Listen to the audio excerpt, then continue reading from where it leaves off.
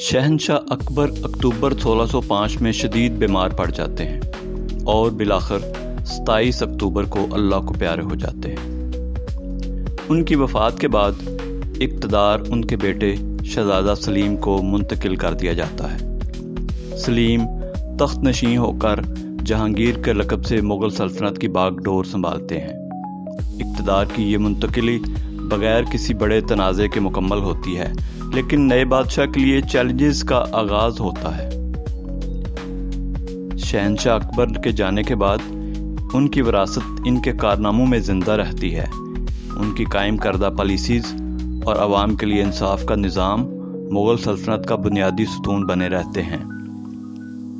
اکبر اعظم کی وفات کے بعد 3 نومبر 1605 کو تخت دہلی پر شہنشاہ جہانگیر براجمان ہوا، ایک ایسا بادشاہ جس نے اپنے والد کے بنائے گئے مضبوط نظم و نسق کو جاری رکھتے ہوئے سلطنت کے مختلف علاقوں میں سابقہ اہلکاروں کو برقرار رکھا، تاہم کچھ جگہوں پر نئے لوگ بھی تعینات کیے۔ پنجاب کے شہر گجرات میں بھی یہی روایت چلی۔ اکبر کے دور میں مقرر ہونے والا ابو القاسم جہانگیر کے ابتدائی برسوں میں بدستور اپنی خدمات سر انجام دیتا رہا۔ ابو القاسم کھوجا ایک تجربہ کار، باوقار اور انصاف پسند اہلکار کے طور پر جانے جاتے تھے۔ جہانگیر نے ان کی خدمات کے اعتراف میں انہیں گجرات شہر کا انتظام جاری رکھنے کا حکم دیا۔ ابو القاسم نے اکبر کے دور حکومت میں 2 سال کام کرنے کے بعد 3.5 برس تک نور الدین محمد جہانگیر کے دور میں بھی خدمات انجام دیں۔ انہوں نے ٹیکس وصولی، زمینوں کی نگرانی اور شہری نظم و نسق کو بہتر انداز میں سنبھالے رکھا۔ ان کے دور میں امن و امان قائم رہا اور کہا جاتا ہے کہ گجرات کی عام آبادی انہیں عزت کی نگاہ سے دیکھتی تھی۔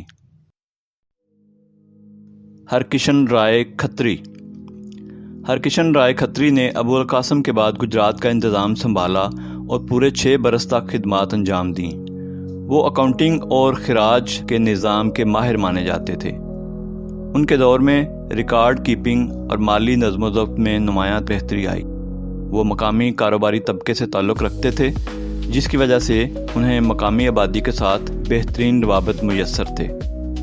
دیانت رائے کھتری ہرکشن کے بعد 5 برس تک گجرات شہر کے نگران رہے۔